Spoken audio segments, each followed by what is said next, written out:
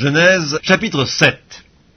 L'Éternel dit à Noé, « Entre dans l'arche, toi et toute ta maison, car je t'ai vu juste devant moi parmi cette génération.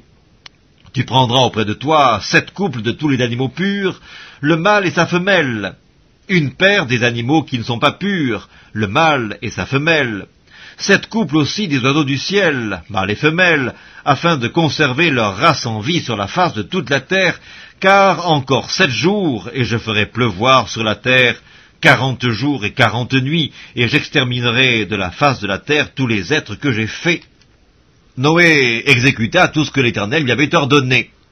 Noé avait 600 ans lorsque le déluge d'eau fut sur la terre, et Noé entra dans l'arche avec ses fils, sa femme et les femmes de ses fils, pour échapper aux eaux du déluge.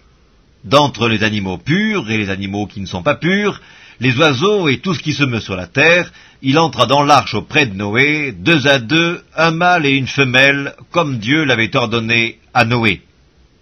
7 jours après, les eaux du déluge furent sur la terre. L'an 600 de la vie de Noé, le second mois, le 17e jour du mois, en ce jour-là, toutes les sources du grand abîme jaillirent, et les écluses des cieux s'ouvrirent. La pluie tomba sur la terre 40 jours et 40 nuits. Ce même jour entrèrent dans l'arche Noé, Sem, Cam et Japheth, fils de Noé, la femme de Noé et les 3 femmes de ses fils avec eux.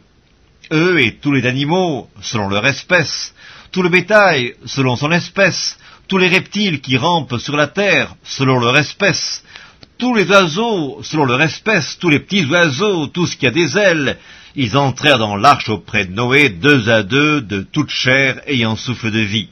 Il en entra, mâle et femelle, de toute chair, comme Dieu l'avait ordonné à Noé. Puis l'Éternel ferma la porte sur lui. Le déluge fut 40 jours sur la terre. Les eaux crurent et soulevèrent l'arche, et elle s'éleva au-dessus de la terre. Les eaux grossirent et s'accrurent beaucoup sur la terre, et l'arche flotta sur la surface des eaux. Les eaux grossirent de plus en plus, et toutes les hautes montagnes qui sont sous le ciel entier furent couvertes. Les eaux s'élevèrent de 15 coudées au-dessus des montagnes qui furent couvertes.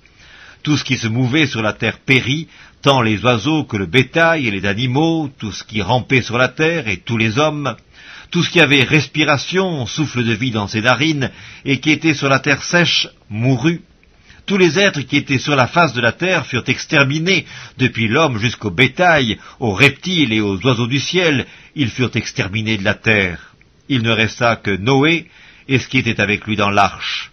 Les eaux furent grosses sur la terre pendant 150 jours.